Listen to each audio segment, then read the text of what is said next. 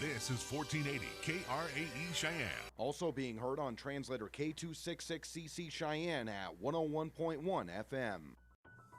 It's time now for something new for you. It's KRAE Reports, a week in review. And now let's check in with our program right here on 1480 KRAE Cheyenne. And good morning. Welcome to KRAE Reports, a week in review. Larry Wrede, along with Nick Wrede. We bring on our very special guest today as he is vying to become Laramie County Sheriff on the Republican side, Boyd Wrede. And Boyd, we want to thank you so much for joining us this morning.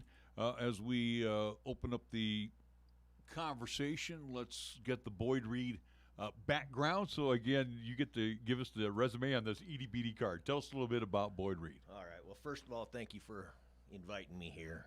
I am fifth generation here in Laramie County. My wife is a Wyoming native also. We have two adult children. One, my son's a farrier. My daughter's trying to become a taxidermist. I was 21 years with the Cheyenne Police Department, 18 years on the bomb squad. 8 of that I was the bomb squad commander. 19 years on the mounted unit. Majority of that time I was in charge of the training or the whole unit. Trained in Ottawa, Canada with the Royal Canadian Mounted Police. Was 4 years in detectives. Doing mainly property crimes, but I did do some homicides and sex assault, people crimes kind of thing. Worked with all the federal agencies doing investigations, including the military, doing explosives. Internationally, nationally trained. Let's see. Did executive protection with Secret Service whenever Cheney was in town. Fugitive task force with U.S. Marshals. So anyway, that's just kind of a brief rundown. The list is long. So again, you know your business, law enforcement. Yes. Let's talk about why you have tossed your hat into the ring to become Laramie County Sheriff. Well, first of all, the bomb squad and the mounted unit were both joint units. And so I was working for 18, 19 years. I was always working with the deputies hand in hand, plus being on the street with them and going on calls with them. And there were some things I saw that the deputies were having to put up with that I didn't think was quite right. There was a huge pay disparity between the police department and sheriff's department, dating clear back to 2010, 2014, in that time frame. You know, as a topped-out patrolman, I was making more money than a topped-out lieutenant at the sheriff's department, and that just wasn't right. They were also having some of the deputies, like for the bomb squad, would have to pay for their medical exam and stuff out of their own pocket and set all that up before they could go back to research. Well, that's a benefit to the department. So the department should be having to pay for that because you're talking at a pretty extensive physical that's, you know, anywhere from $500 to $1,000 to have this thing done. So it was stuff like that, just the way they treated them.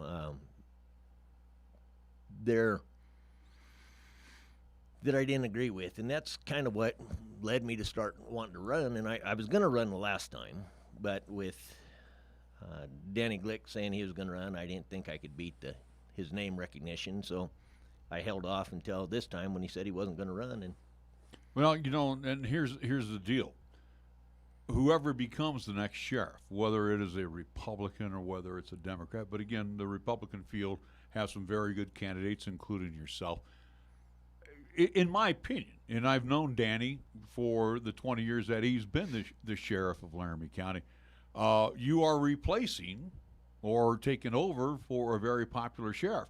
Again, I'm going by the electorate that says that Danny Glick was very popular amongst Laramie County. So, again, you know, you look at moving into a position that Danny also took to a national level as well. So, again, it's kind of tough that you follow in the footsteps of a popular sheriff. Things that you would have to come in that you see right now that need to be taken care of ASAP. You said, obviously, pay disparity is one. Pay disparity, and you're right. Danny is a very popular sheriff, has been for, you know, it'll be 20 years when he retires. And, you know, I've got no hard feelings. I've got no ill will towards Danny. He's done a great job. There's some things I thought could have been done better. The pay disparity is huge. Right now, there are almost 50 deputies down. They lost 8 the month of January out of the jail alone. I've also been told they've got 7 more out of the detention facilities, juvenile and the downtown jail, that they're going to be losing in the next couple weeks. And if you look at the climate survey, it all comes back to leadership and money. Well, they've also supposedly they got a raise for the starting wages, brought them back up to where they should be with the police department. But the problem with it, from what I have seen, your senior officers that are 7 years and above are only making $1.50 an hour more than what they are currently. Well, the way they do their evals, if a person does everything right and gets his pay increased at the beginning or after his first year, that rookie will be making more money than that senior deputy. Well, that ain't right. We need to have a structured pay scale to where it's not necessarily performance-based, because you cannot ask a deputy to join a specialty that they're not eligible to join at this point, as a starting deputy. So either they're doing their job or they're not. And if they're not doing their job, then as the administration, we need to deal with that. So I don't agree with the performance-based evals. I agree with an eval, and we use it as training. We've fixed these problems that we see. But necessarily a performance-based eval and wages based upon that is not quite right. Law enforcement, because every officer is handling a different call. So how can you compare every officer together when they're handling a different time of day they're working? You can't compare a person that's working day shift and taking all these property crimes and to a midnight guy where 90% of the population is asleep. That's not fair. So the performance-based evals are not very thorough, and so we need to reevaluate that, how we're going to do it. So we need to pay in structured pay scale to where we hire them at, let's say, $26 an hour. Then we give them a pay raise every year till they're 8 years, and then they're topped out. At the end of 8 years, they're topped out. And there's no reason that a brand new rookie should ever make more money than a 15, 9, 10-year veteran. Okay.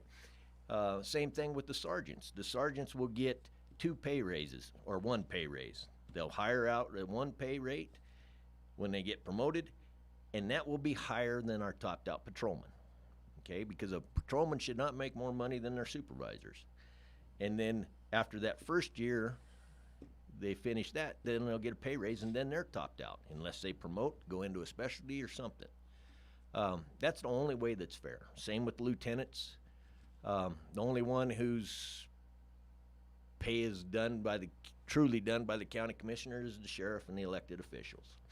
And we need to remember that it takes 6 months to a year to get a deputy from testing, clear through training, and turned loose onto the street. And we're spending almost $130,000 in training and equipping them. So if we're only keeping them for 2 years, the taxpayers are losing money. So we need to work at retention.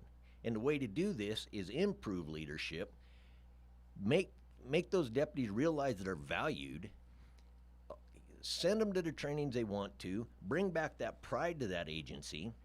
If they've got pride in their job, and we get the pride by not just hiring anybody, having a set of standards that you've got to meet these standards before we'll even look at hiring you. Once you've met those standards, then we're going to train you. We're going to make you better, okay? And we hold them to a higher standard than the average citizen. And as you go up in the ranks, you should be held to a higher standard. A sergeant should be held to a higher standard than a patrol deputy. A lieutenant should be held to a higher standard than a sergeant. They've got to know their job. We've got to bring back that pride. Once we have that pride back, then they'll be our best recruiting tool we have. So when we get to that recruiting part, at least, again, we get boots on the ground again. You alluded to it again. We've known about this issue that, again, we are having difficulty, whether it is in the sheriff's office, again, police department as well, too. Again, we're trying to get those recruits back again with the way of the world. Hey, again, that police officer job, or at least that serve and protect, at least position, is not favorable, again, for various reasons around this nation. But again, City of Cheyenne, again, Laramie County, trying to at least get those recruits involved and get back out there.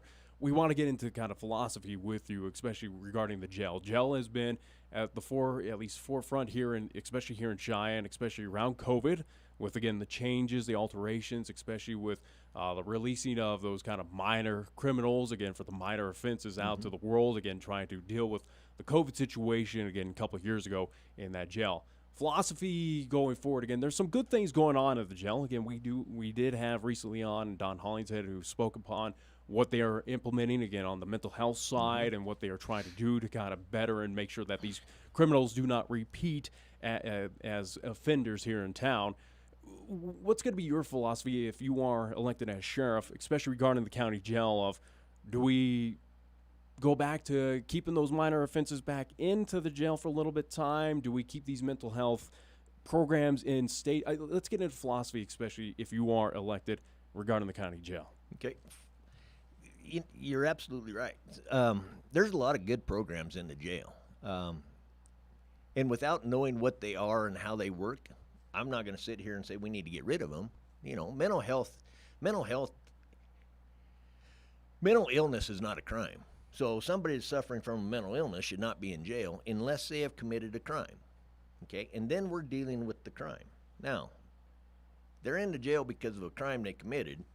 If we got mental health people coming in to deal with that mental health issues, outstanding, okay? But we've also got to remember is once this crime and they've served their penance for the crime according to case law and the courts, because they're the ones that say how long these people are in jail,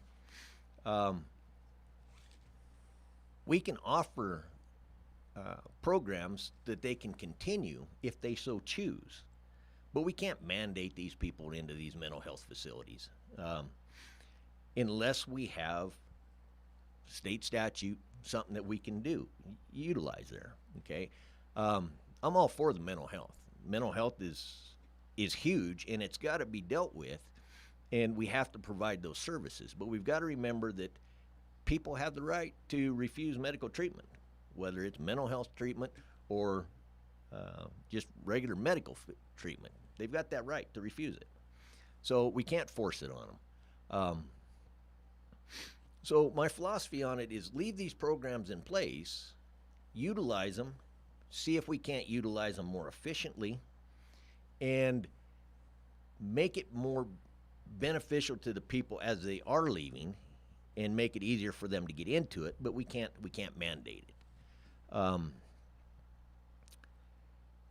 Same with the drug and alcohol rehabilitation programs that they have. Okay, yeah, there's those that are going to say, well, they're detoxed at this point and we can get them in. Well, yeah, they may detox, but it's up to them whether or not they want to stay detoxed. You know, we can't force this stuff on these people. All we can do is enforce the law, do the job that taxpayers are paying us to do. Let the courts mandate how much time they spend in the jail.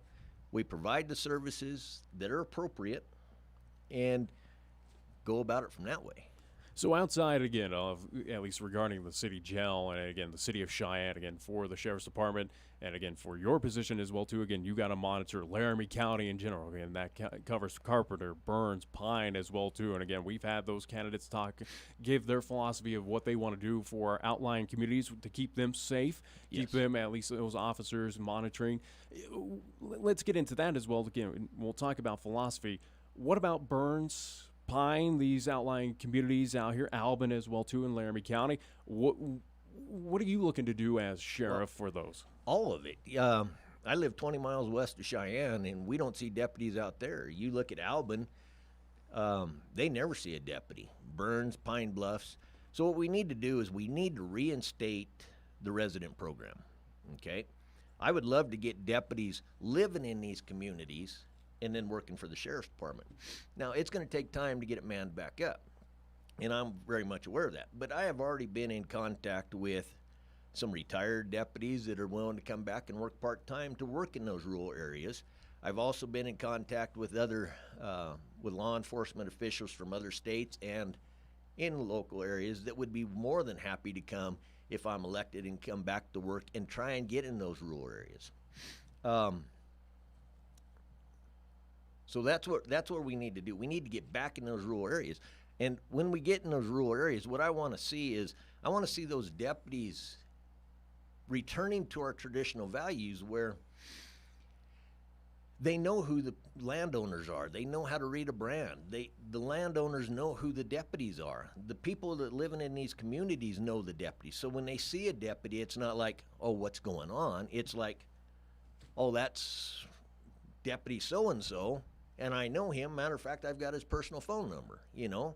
If we can get back to that, to where seeing a deputy is not a rarity, it's something that's common, then the people are going to start trusting those deputies, and they will go to the deputies and say, look, I've been seeing these cars around my area. Can you just keep an eye out? Okay, so we need to get the resident deputies back there. I want to see them making contacts with the citizens. If they see somebody out working in their yard, plowing a field, working on a tractor, moving a herd of cattle, stop and visit. They've got to understand the etiquette that is required on these farms and ranches, because it's not like in the big cities. You know, you have to show respect to these landowners, and if you get invited to coffee, you better go to coffee, you know, because if you don't, you're not going to get invited again. So we need to return to our traditional values.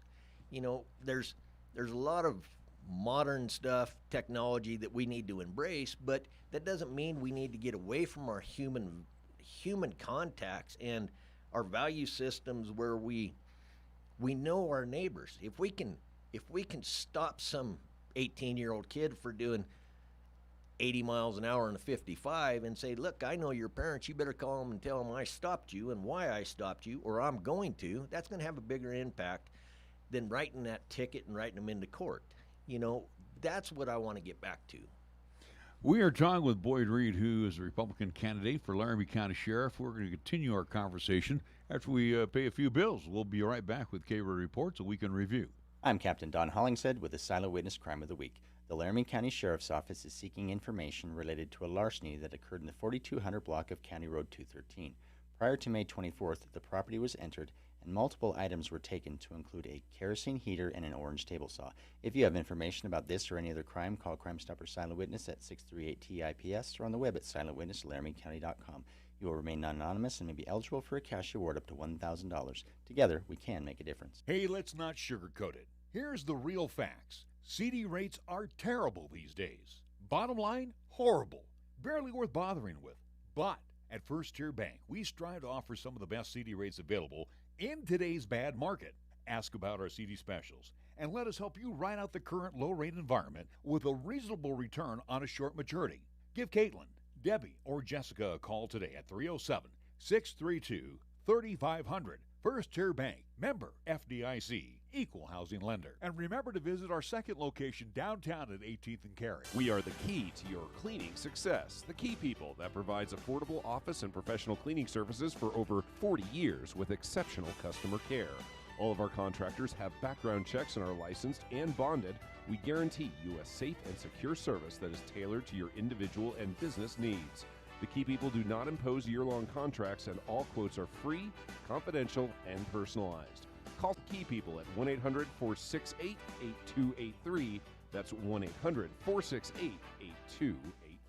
Hop into the KRAE Time Machine each Monday through Thursday for the golden age of radio, featuring famous radio classics such as Jack Armstrong and Suspense Theater, along with pioneers in the entertainment industry like Bob Hope and Abbott and Costello, along with many other performers who've captured our ears many, many years ago. Join us for the golden age of radio Monday through Thursday, 8 until 10 p.m. on 1480 KRAE, also 101.1 FM, and you can also stream all of our programming on 1480krae.com.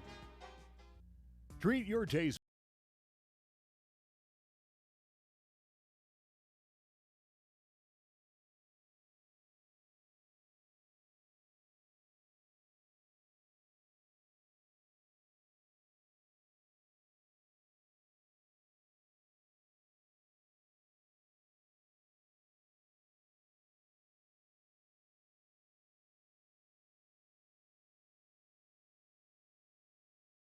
Here's the latest weather forecast on 1480 KRAE.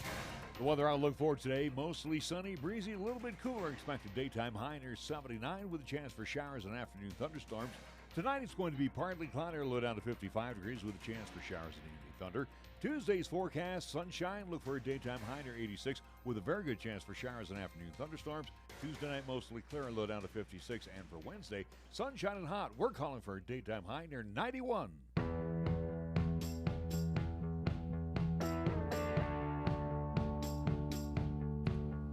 Welcome back to KRAE Reports, a week in review. Again, we are talking with Boyd Wrede, who is, again, vying for the Republican ticket for Laramie County Sheriff.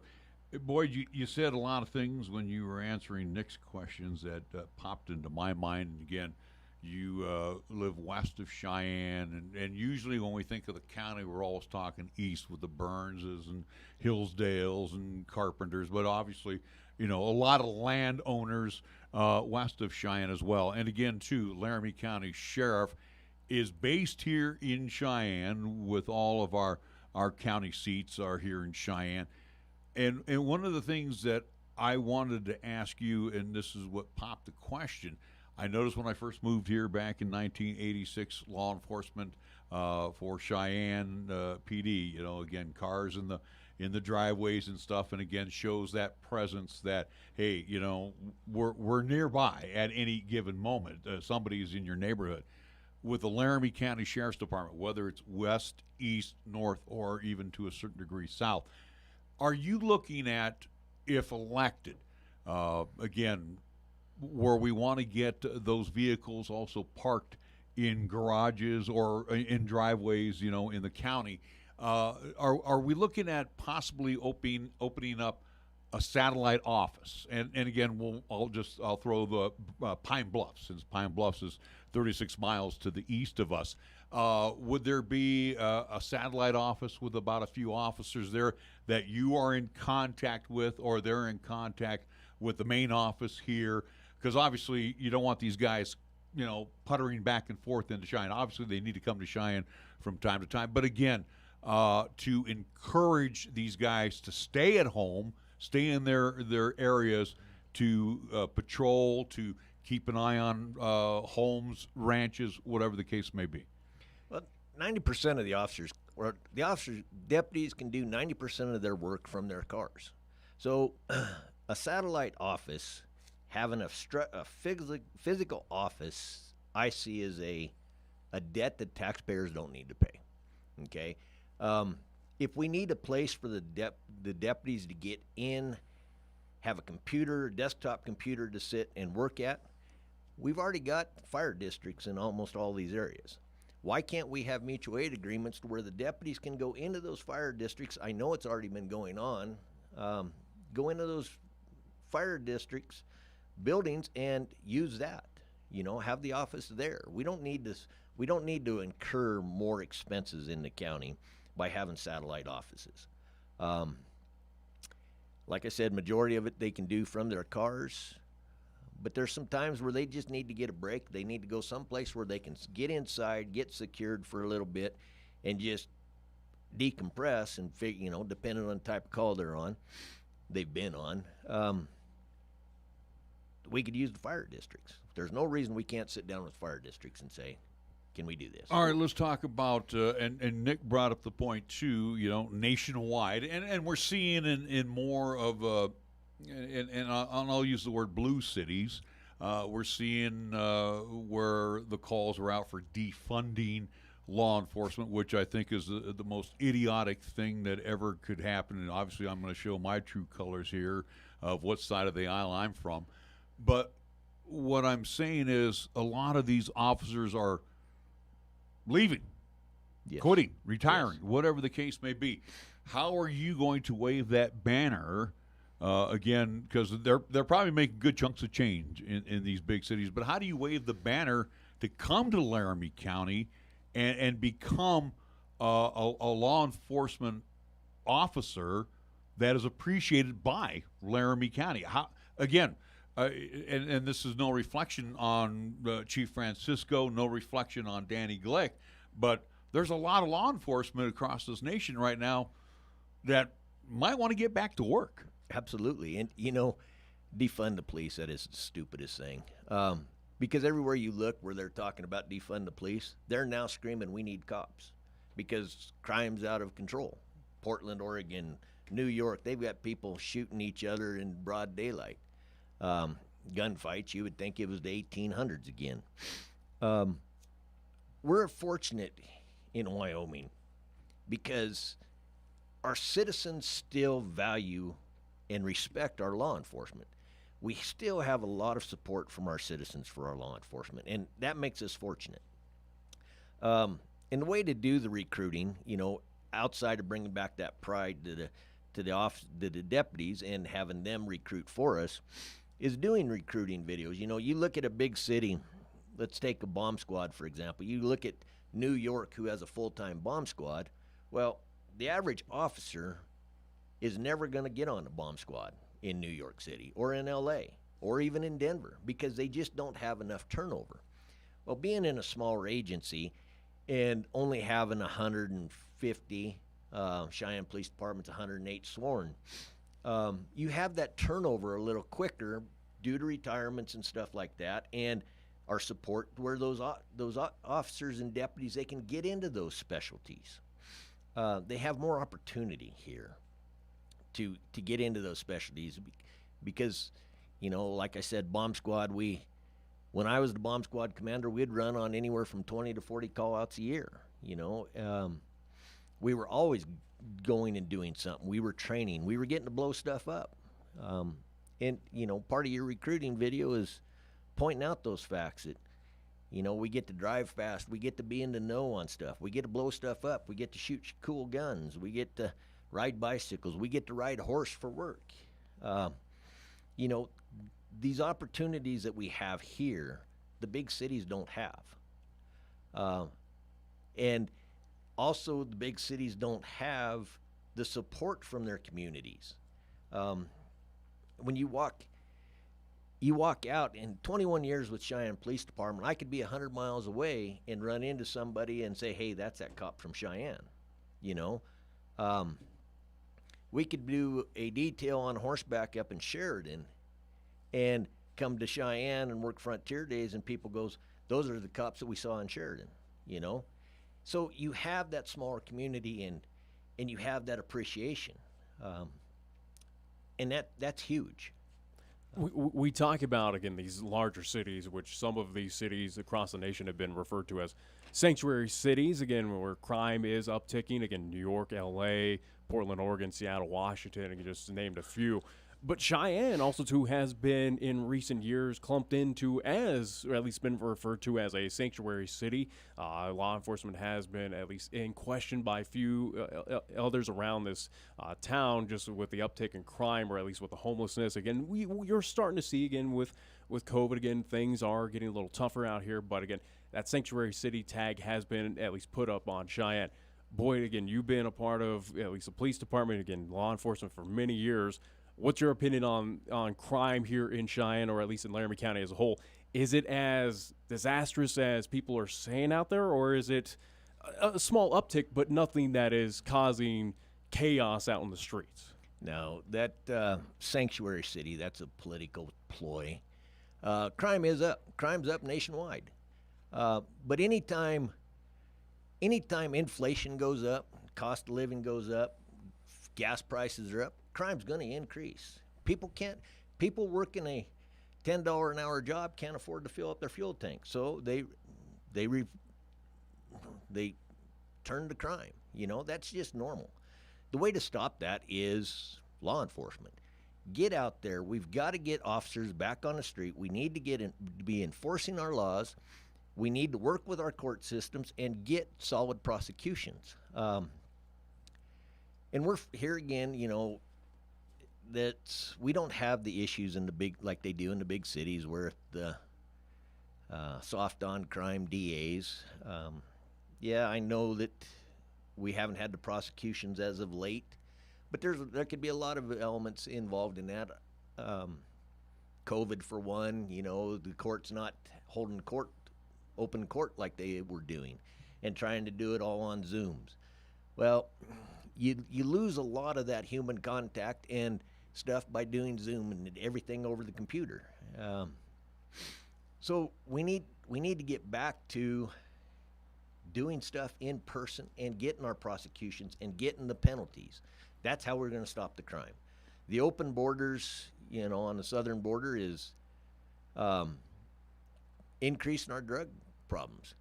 Drug problems increase, crime increases. The crime rate has increased, but it's not nearly as bad in Cheyenne as it is in Laramie County as it is in Colorado or the bigger cities, Chicago, New York, LA. We don't have the crime here. And it all comes down to the fact we don't have the population base. Population base, crime increases, It just stands to reason.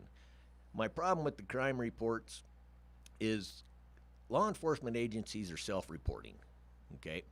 Crime reports can be manipulated. They are manipulated. They're manipulated all the time to make an agency look good. So we need to have honest integrity in reporting our crime stats. And the other thing you want to look at is not necessarily the number of crimes that are reported, but what is the number of closed cases? That's really where it's telling. If we've had 200 burglaries reported in the past year, well, how many did we solve? How many did we get prosecutions on? That's what's important. So anyway, that's kind of my. We know we're 1,000% with this one over here to my right again. Bike stolen. Hey, PD found it. It took about a week or so. So at least again, we're pretty good, at least here in the city of Cheyenne. Again, Boyd, as we are looking to get boots on the ground here again in Laramie County with the Sheriff's Department, again in the city of Cheyenne or those outlying communities here in Laramie County, if we get to that point, again, if you are elected to the sheriff, at least position, again, we talk about these major cities now, those who do at least support their law enforcement, at least officers. Again, they do have large budgets where, again, they can have these fancier upgrades or, again, technologies to vehicles and again, training. But here in Cheyenne, again, don't really have those large budgets as those other cities. But I want to get into what upgrades or what things you want to focus on if we do have a little excess cash granted to the Sheriff's Department to, again, focus on upgrading vehicles, officer safety, or again, training. What's kind of the main priorities for you to kind of bolster and make sure that our officers are ready and safe? Yes, absolutely. Vehicles are always having to be increased, but, changed and stuff. But that is planned for. If I had an unlimited budget, what I would spend my money on, and even without money, we've got to increase training. We've got to make sure that we are training in case law, state statute, legal updates, and the Constitution, and how those three things work together. Because if you understand how those three things work together, and you do your job to the best of your ability with integrity and with, man, I'm having. That's all right. I get that way a lot. Trust me. With good faith. If you're acting within good faith, okay, you're trying to do your job. You can articulate everything you did, why you did it. Even if we do get sued, the chances of us losing that lawsuit are slim. But if we don't have the training and our officers don't know how to do their job with the newest standards, the newest techniques, then we're liable. I mean, we're not doing our citizens service. So if money wasn't an option, that's what I would spend my money on, is training. And once we've trained these deputies, then bring them back to train the rest of the deputies. The Sheriff's Department has a wealth of knowledge sitting in there. They've got deputies that have done 10 years in drug interdiction and drug investigations. Well, let's utilize those guys to teach the rest of our deputies on how to do drug interdictions and how to do a drug investigation. So if we can get a solid investigation, write a solid report, we can get a solid prosecution. Ultimately, that's what we're after. We've got people that have extensive experience investigating homicides. And it may be in another jurisdiction, but investigating a homicide's investigating a homicide.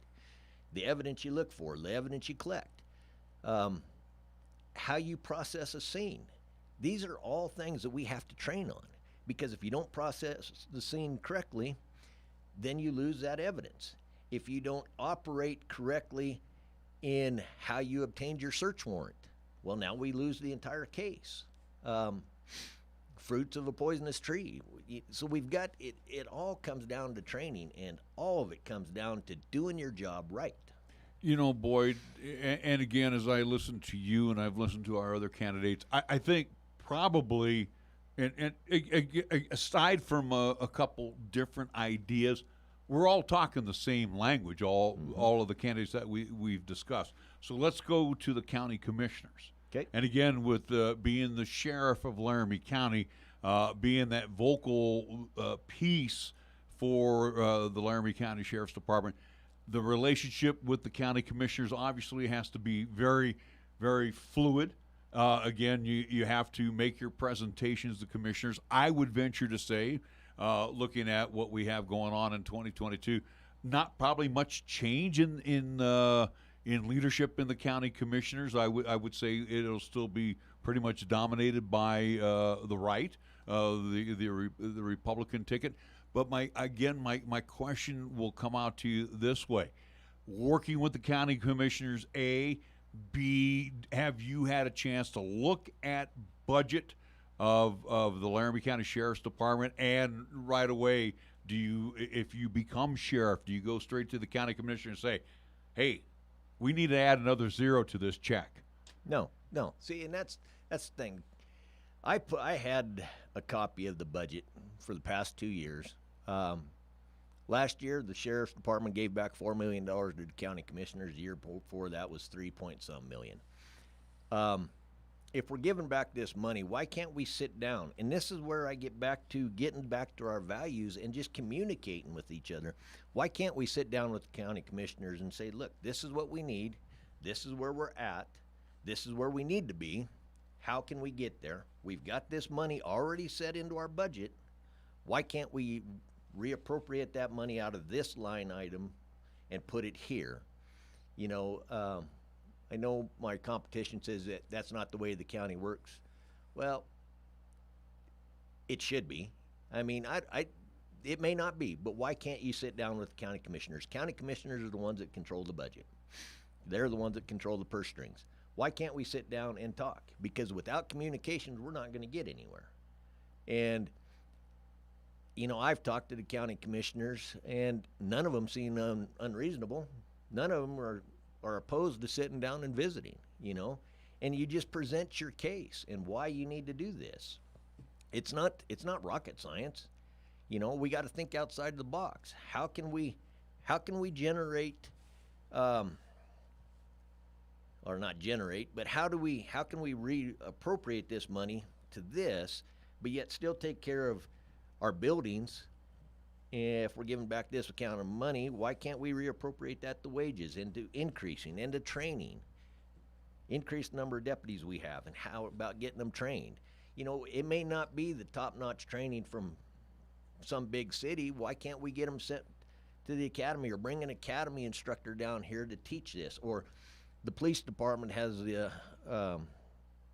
some people that have law degrees that will teach legal updates. Why can't we get with the police department and, under our mutual aid agreement, have those officers come over and teach our deputies legal updates? How to work within the Constitution and case law, and what the current case laws are.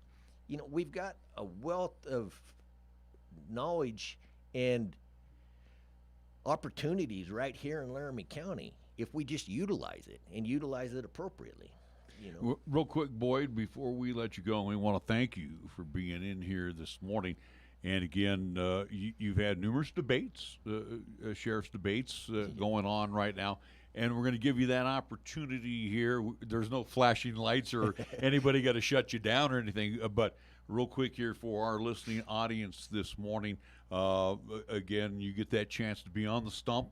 And why should Laramie County, not just Cheyenne, but Laramie County, vote for Boyd Wrede for sheriff in this upcoming primary? Okay. Well, like I said, I'm fifth generation here. My roots are deep with Laramie County. I born and raised here, fifth generation. Family's been here since the 1860s. My law enforcement background is so much more diverse. I spent my 21 years doing investigations, being a cop, learning how to do my job appropriately, how all these elements work together, how to get a solid prosecution. This is where we need to be. We need to get those prosecutions. We need to solve this crime and get back to our value system. Growing up here in Laramie County, working on ranches, growing up riding, training horses, chasing cows, and working with these ranchers, I understand the culture and the etiquette, which is something my competitors don't. You know, most of them come from bigger cities and stuff like that. The stuff that our residents are going through, I am going through myself too. You know, I have livestock that I am feeding and taking care of, and their needs I understand because I have the same needs, you know. So anyway, that's like I said, I'm the only candidate that was ever a detective. I've investigated these cases. I've gotten prosecutions. I've taken cases all the way from initial report all the way through prosecution. My very first case in detectives, was a homicide, child homicide, and the guy was sentenced to 72 years to life. I'm the only one that's ever done that out of my other competitors. I've worked the investigations with the feds. I've testified in federal court. My law enforcement background is just so much more diverse, and with that, it's been being a cop, you know, not worrying about PR and how to make a department look good. The way to make a department look good is do your job. And I think that's a good way to at least summarize, again, at least for Boyd, of, again, the reason why you should vote for him in the upcoming primary. Last thing for you as well, too, Boyd, if folks listening in or watching on the YouTube side, again, want more information on you, again, social media sites, website, where do folks go to get that information or, again, contact you? Let's give you a little quick plug on how folks can find you. All right. We got Boyd Wrede for Sheriff is our Facebook page. We've also got another Facebook page, Boyd Wrede for Sheriff 2022. We've got a web page, Boyd Wrede for Sheriff. Our email address is boydwredeforsheriff2022@gmail.com.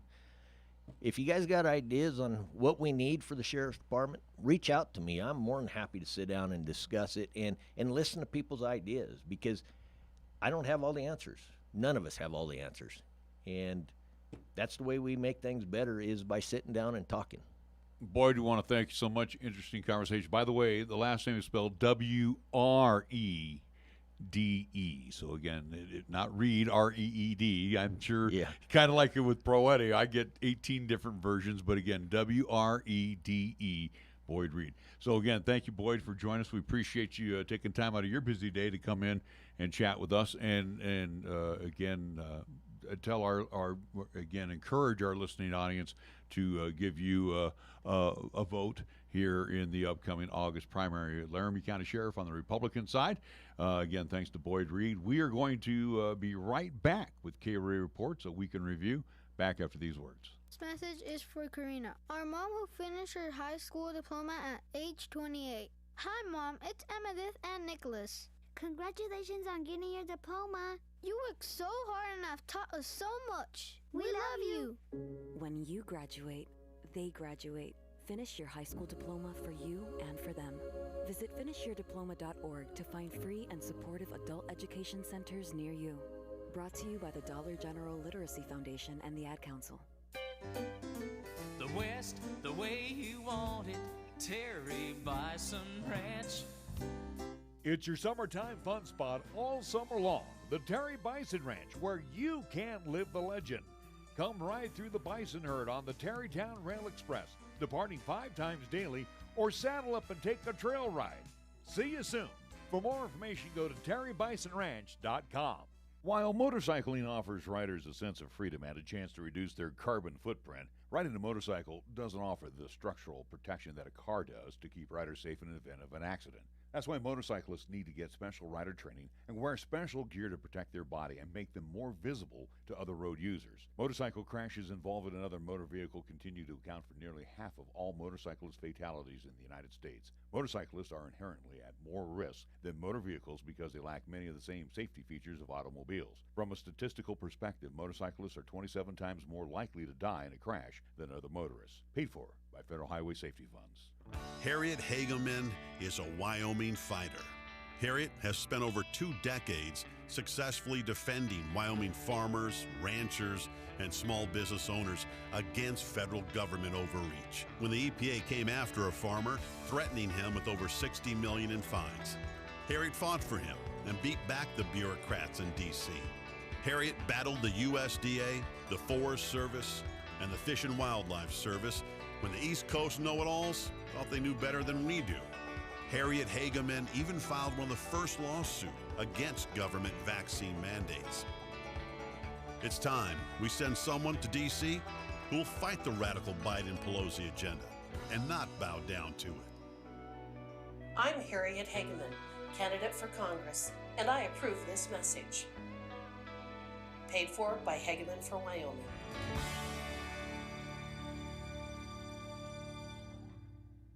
For over 30 years and still delivering the results you expect is Cheyenne Auto Repair and Service.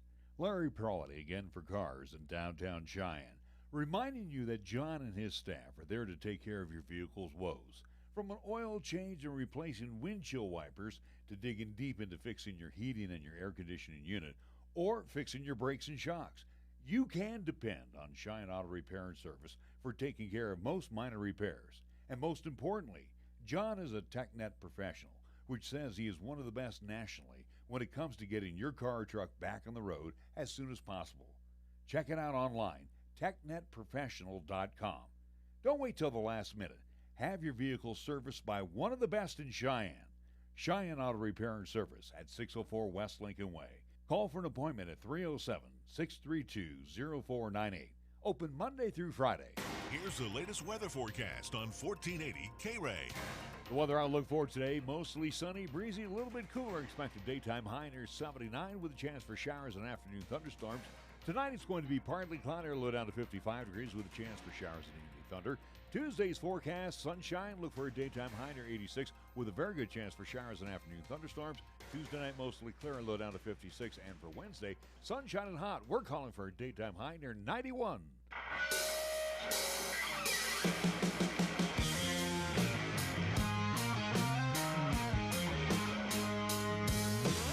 We welcome you back to KRAE Reports, a Week in Review. A story that came across last week.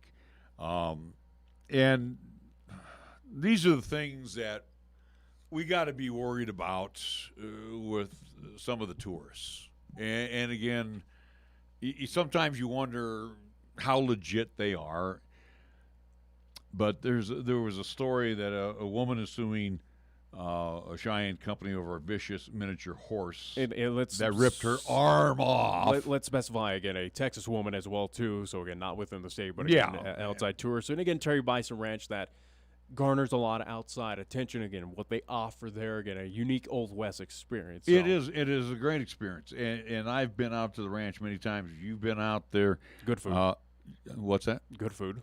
Great food out there, and Can't again, go wrong with the bison burgers. And then again, too, you can get a chance to go around, view the animals. They even have train rides. Again, it's turned into a great community operation. Where again, if you've not been out to the Terry Bison Ranch, and again, you hear a lot of their announcements here on 1480 KRAE, I encourage you to do so. But again, this story came out of the Cowboy State Daily.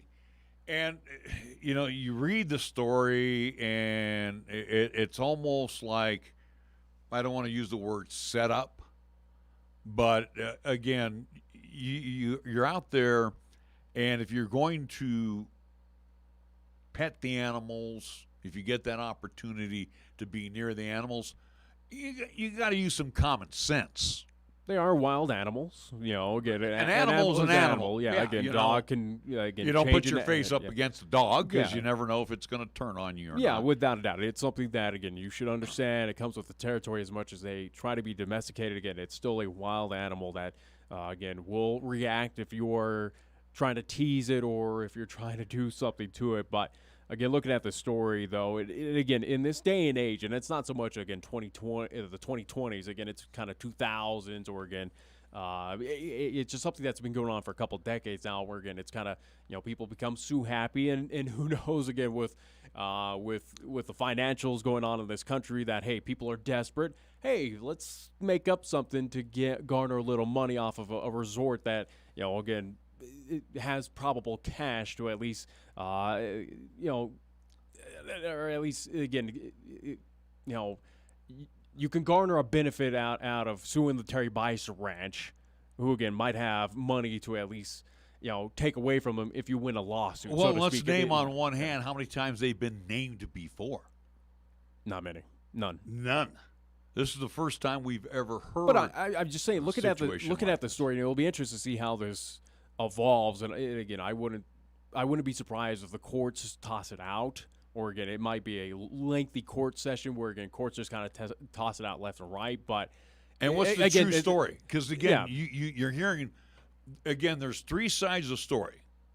Her side, the ranch's story, and what is the actual truth? Again, as we're getting her side of the story, this particular person approached a pen in a barn that was next to the petting zoo to view a black miniature horse, then knelt down next to the pen, using her left arm to brace herself against the pen.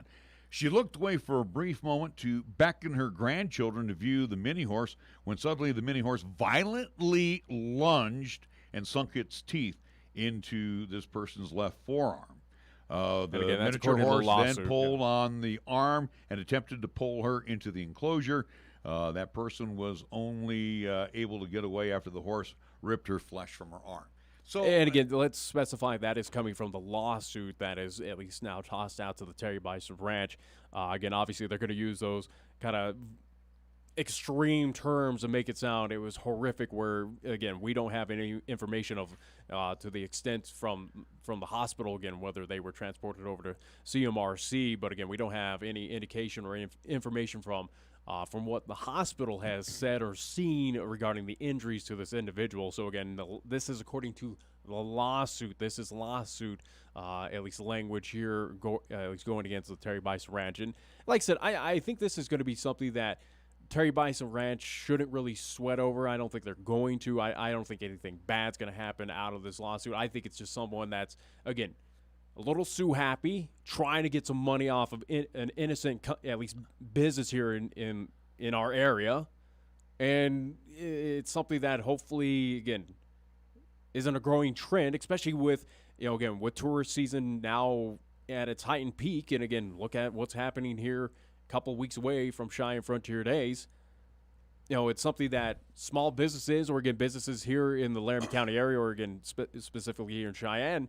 Is this something you got to worry about now that we have outside individuals trying to be desperate or trying to make up, things that are not as large as it may seem according to lawsuit? Well, and again, too, if you've been out to the ranch, and as many times as I've been out there are signs posted to, warn you that you need to do this or be cautious about that. The part that I really didn't like about this, and let's specify, at least before you get to your point, again, signs where, again, we have tourists that go up to Yellowstone. There's signs up there to say, hey, don't pet the animals. Or don't mess with the bison. Or don't go on the actual geysers or anything, but people still do it. Yeah. So, again, people are still going to be stupid. And do I believe that this person got injured? Absolutely.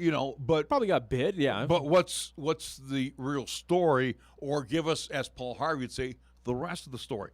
And according to the lawsuit, it says that the ranch knew or should have known that the horse had violent tendencies and had a history of vicious propensities. Well, don't you think that the ranch hands, and again, there's more than just one person that runs the Terry Bison Ranch. There are ranch hands out there. They would know. if an animal is in distress or whatever the case may be. Well, and again, it says here the ranch. I'm sorry, I didn't mean to interrupt you, but it says the ranch failed to post signs or warnings for people to stay away from pens containing the horse, and also failed to continue to confine the horse in such a way to protect people from the attack. Again, there are signs out there. Again, don't do this. Or be cautious of that. I think the lawsuit is specifying possibly, again, without or at least knowing what they're trying to mean on that. Again, are they trying to say that there's no specific sign? Well, you got to have one on every pen. Again, I think that's probably what it is you need a specific sign for that specific horse that committed at least the act. But it's something that, again, I think it's a lawsuit that's well blown out of proportion. It's something that, again, I think it's over-exaggerated that, again, Terry Bison Ranch probably has nothing to really fret about. Again, and also, too, you talk about more to the side of the story of what did this individual do to provoke the animal to do that? Again, the miniature horse. Again, those horses are pretty tame. And, again, they are well-trained out there at Terry Bison Ranch where, again, Are they harassing the horse? Were they doing so? Again, what was the individual doing to provoke that action out of that horse as well too? Again, that's kind of the other thing that's being missed right now is what did they do? This was happening in September 2021, by the way. So again, going back to quickly the lawsuit, this party and her grandchildren visited the Bison Ranch and went for a walk through its petting zoo. Petting zoo. As this individual approached a pen, I'm going to read the story again, approached a pen in a barn that was next to the petting zoo to view a black miniature horse, and then knelt down next to the pen using her left arm to brace herself against the pen. That's all she did. And the grandchildren... But that's according to the lawsuit. Yeah, and the grandchildren were, again, being just angels, weren't running around with hay or anything like that. That's what I'm saying. Again, what's the true reality? Again, kids are going to be kids. They're going to mess around. They might do a couple things that might agitate an animal, and again, whatever they may have done. And again, not accusing, but again, what is that reality? Again, you're putting all the blame on Terry Bison Ranch, but again, what is your role in this? Yeah, what did you do to provoke that act? Because again, those animals usually are pretty tame, are not going to at least go after viciously attack someone. So like I said, I think it's something that, again, for the Terry Bison Ranch, I don't think it's something that they're going to have to worry about, that this is going to be tossed out of the courts. I don't even foresee that the ranch is going to settle on this. I don't think they should. But it does bring up now kind of curiosity, at least for me, and also to a little worry here in town that, again, we do have these outside individuals, and again, hey, obviously, we want that money. We want that tourism dollars. But and they don't follow the rules. They don't follow the rules, but also, too, is this going to be a growing trend that we have to worry about in Cheyenne or, again, maybe in the state of Wyoming, go up to Yellowstone? It's surprised that people have not sued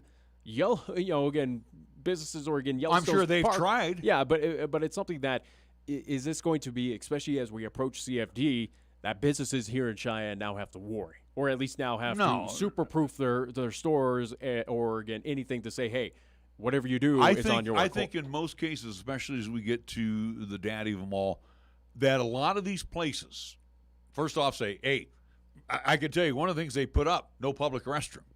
Yeah. That's the first thing they put up, a lot of these places. Second of all, don't touch the merchandise. Don't do this. Don't do that.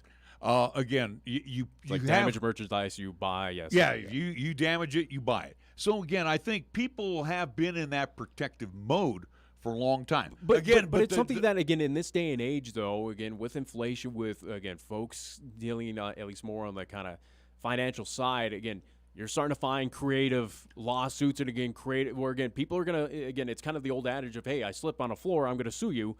Situation because you didn't put down a caution sign. Yeah, but a lot of places now have cameras, too, in place. And that's good, but I'm just saying, is it going to be a trend?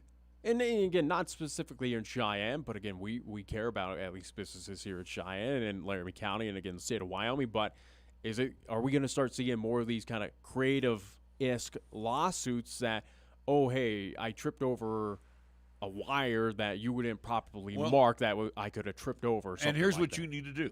And like I said, I was just out there recently. What you need to do is grab your lady, Go out there, and instead of going straight to the Senators, which I want you to go to the Senators. Done at a point, yeah. But go walk across the pens. You'll see signage there. Go to the petting zoo. You'll see signage there. And it wasn't just put up today. It's been up for the longest time. And see, matter of fact, I think you showed some videos when you went to the Greeley Stampede. You were in a petting zoo, if I'm not mistaken, there where you were feeding goats, little baby goats. Yeah, and the cow, sheep as well, too. Yeah, but what I'm just saying, you don't think that the ranch has all these precautionary measures out because they know. They know what the animals are capable I'm also of. too smart enough to realize that they are wild animals, and again, I know enough to not provoke them or tease them or again invoke and we're not saying that violent this act lady's out of 'em. grandchildren or she provoked them or teased them in any way. We can't know we the can't whole say story. they did, and we can't say that they didn't. Again, Yeah, we we don't know the the full whole story. Again, what we know is off of the One lawsuit, side of and again, we don't also to know at least hospital records as of right now. Again, is it ripped flesh off of this forearm, or was it just a simple bite that again Bactine would have helped? Don't know. Again, yeah. So, and like I said, I kind of agree with you. I know that's a first. That probably this will be tossed out of court. I really do. Or maybe the medical might be taken care of. That would be. Like I said, it just sucks that it happens to again a local business again, Terry Bison Ranch, that have done so much. That has a great reputation. Great reputation again. Phenomenal outfit for again Laramie County in the state of Wyoming. Again, great representative of this state, and again a nice little tourist spot, again RV spot as well out there. But again, it's unfortunate that it happens to him. But again, my worry. It's not a massive worry, but again, it creeps up in my mind now after reading this story of will we see other businesses, especially here in Cheyenne or again Laramie County, deal with something like this as well too? You're worried about the yeah. con artists. Yeah. Not to say that this person was a con, because we're not. But what we're saying is, are there more of these type of cry wolf type of people? Yeah. And folks, yes, there are. So you just those of you that have a business or work in a business, ramp it up a little bit.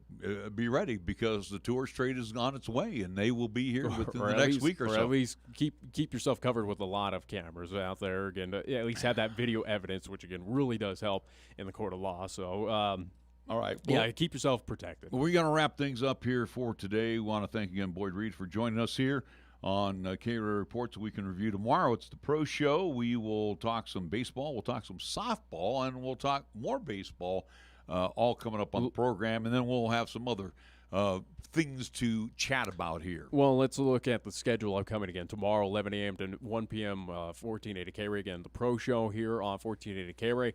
Again, we will be at least joined with Cheyenne Extreme assistant coach Michael Galicia. Adam Galicia is on his way to Kansas for their national tournament, which, again, we will talk about and preview.